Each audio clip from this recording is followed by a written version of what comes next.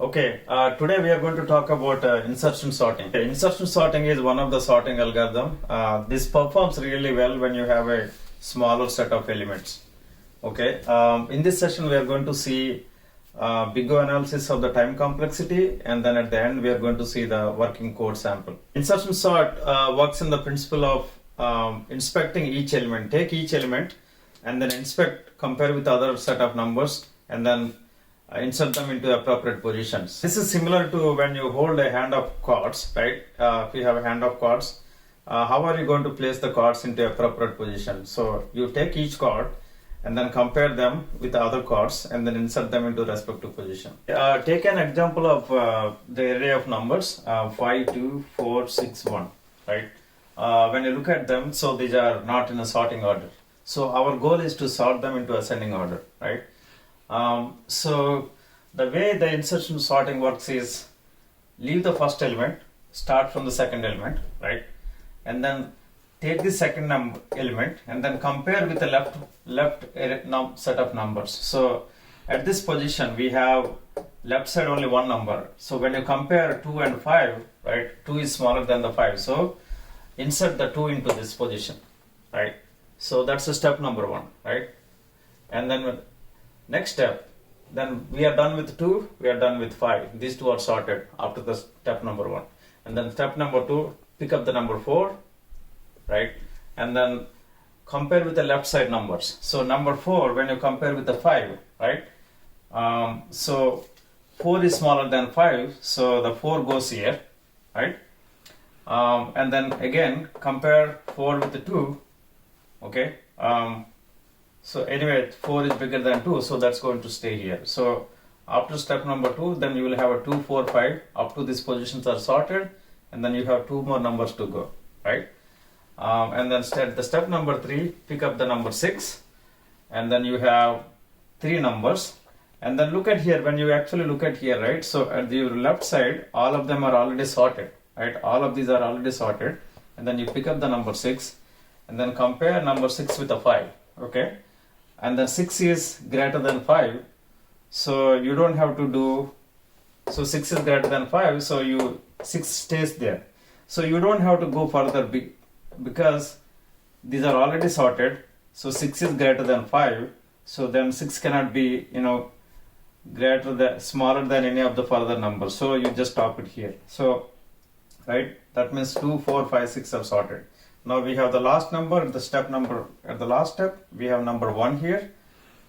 So you compare number 1 with the 6, okay, that is smaller.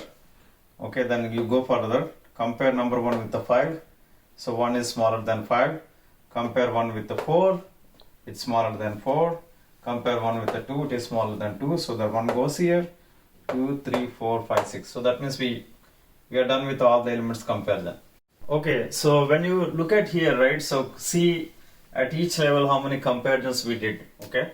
But this number of comparisons will depends on how the numbers are already, if they are in particulars are sorted, then the number of comparisons will differ based on the set of numbers we have, right? So here the 2, we did one comparison with the 5. So before going into the position, right? So that means we did one comparison, 1C. And then number 4, you compare number 4 with a 5, so which is smaller, then we are not sure that previous number is smaller or bigger, so you have to do one more comparison. So in this case we did 2 comparisons, right? And then for the number 6, we compared with a 5, so it is larger than the 5, so that means you only did one comparison, right? And then number 1, you compared 4 comparisons. So total how many comparisons we did? 3, 4, 8 comparisons, right? But when you want to derive the mathematical formula, how many comparisons you are going to do, right? So let's say you have 1 to n numbers. The array contains n numbers, right? So you are going to do n minus 1, leaving the first element side, you are going to do n minus 1 times of the comparison of each number. So when you pick up the first element, you will be doing one comparison, because the left side you will have one element. When you take the second element, that's the second index, that is the third element. So you left with the two numbers. That means you're going to do two comparisons, right? And then when you pick up the fourth element, so you have three numbers before that. That means you're going to do three. The max possible comparisons are three here, and then and so on and so forth. When you go on here, you will be having n minus 1 comparison. These are the maximum possible comparisons, right? If you have a set of n numbers in an array, at the first number you'll compare 1, second number maximum possible comparisons 2, third number 3, and so on and so forth up to n minus 1. So now when you look at this series, right, this is in the arithmetic progression. So to know how many total worst case comparisons we are going to make is you find the sum of all these numbers, right? So if you know the formula, right, this is the first term. The sum of arithmetic terms are first term plus last term by, if you have the n terms, n by 2 times first term plus n term, last term, right? In this case, when you substitute these values here, here n is, you have n minus 1, right? N minus 1 over 2, and then first term is 1, and then last term is n minus 1. So n minus 1, right? And then if you simplify, n minus 1 by 2 times n, that is n squared. And when you apply the big O analysis, big O of half times n square minus big O of half times n. Okay, the fastest growing, so in the big O analysis, right, so we ignore the smallest growing terms. In this case, in this sequence, right, what is the fastest growing term? That is the n square is the biggest one, right? So then you can drop this one.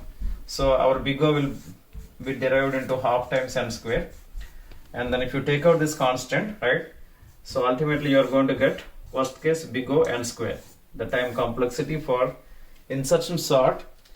In the worst case scenario, you get big O times n square. Let's see the best case scenario and worst case scenario, right? What is the best case scenario? When the given set of elements are already sorted, that is the best case scenario.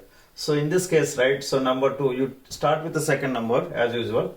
So when you take the second number, compare with this one, this is already bigger, you don't have to go further, right? This one comparison. Number 3, you compare with this number, you compare only one time because it's already bigger, you don't need to change the positions. Same thing, number 4 one time, number 5 one time. So that means each of these elements compare one time. So that means total number of comparisons we end up with, if you have 5 elements, in this case you are doing 4 comparisons, right? So that means if you have n elements, you are going to do n minus 1 comparison, that will be derived into O of n. So that is the best case scenario for the insertion sorting. So in the case of worst case scenario, let's say the array is sorted in a reverse order, but you ask to sort in an ascending order, right? So then you take the number 4, you compare with one time, right? One comparison, and you take the 3, you have to compare 2 comparisons because you have 2 elements on the left side. So because 3 is smaller than this 4, smaller than number 5, right? You do 2 comparisons. And then when you take the 3, you have 3 numbers on the left side, you do 3 comparisons, and so on. So that means this will be derived into O of n square. So that means the insertion sorting algorithm, if you have the mid-range, like some numbers are already sorted, some are not sorted, then it is okay, this perform okay. But if you really have a large set of numbers, huge set of elements, and then if they are in the worst case, if you fall into worst case scenario, you will end up doing O of n square operations. That's going to be really time consuming. Now let's see how we can implement this algorithm. First go through the pseudocode, and then we will see the Java working sample. Right, the pseudocode. So we are going to have a nested loops. Basically, we definitely need 2 loops. Right. The first main loop is you need to take each element, right, from I equal to 1 to till the end. That's the main loop starts from I equal to 1 to the I equal to n minus 1 until you finish all the elements. And then for each of these elements, the second inside loop starts from, take another variable j that starts from I minus 1 element until to the all the left side, that means j equal to 0, right? If the left side element of j is greater than the element of I, then you switch the positions of these two values, right? If not, then you break this loop and then continue with the next element and then keep on going until you finish all the elements. Okay, let's see how to implement in Java code. So basically write a function that will take an input as an array. So as I said earlier, this will have a nested loops. This is the outer loop.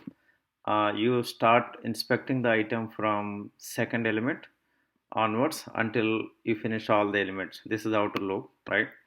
And then this is the inner loop. At this here, from each element, you go on the left side and then inspect all the elements. So basically this is how the code works, right? So you take from the second element and then store the value into the temporary variable, and then inside there's a while loop. Here you go on the left side of the array and then inspect elements. If the left side of the value is bigger than the current value, you replace the positions of the values and then keep on continue, right? So because we are saying here like all the left side array elements are already sorted once you find the sorted number. So in that way you don't have to inspect. Once you find that small number, if the left side number is smaller than the current value, you don't have to inspect rest of the elements. Okay. So now let's see this code run and execute. So basically this is the example we have gone through. This is the input array 52461. These are all unsorted. And then call this function with an input array and then print before and after values. Let's see how it works. Okay, so these are before sorting the numbers, and then this is after sorting 1 2 3 4 5 6. All right. Okay. I'm going to put this the code in the complete working code in the description. Thank you for watching.